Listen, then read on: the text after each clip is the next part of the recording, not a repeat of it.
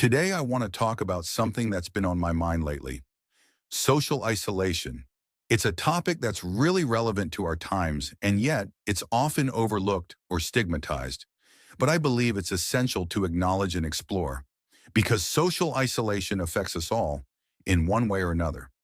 Social isolation is more common than we think.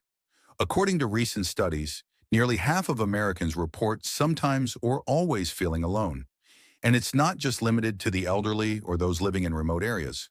Social isolation can affect anyone, regardless of age, location, or background. It's a silent epidemic hiding in plain sight. So what's driving this trend? Well, there are many factors at play. Social media, for instance, can create a false sense of connection. We have hundreds of online friends, but few meaningful relationships. Urbanization and migration can also lead to feelings of disconnection. And then there's the rise of solo living, which can be both liberating and isolating. The consequences of social isolation are severe.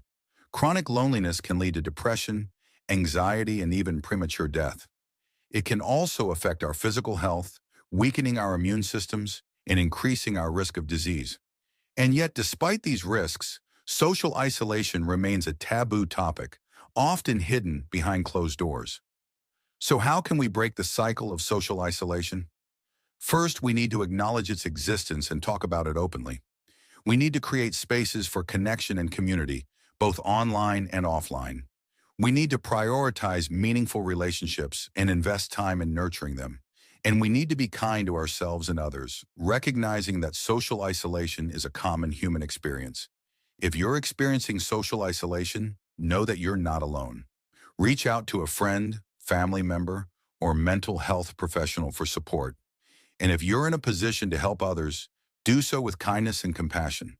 Together, we can build a more connected, empathetic world.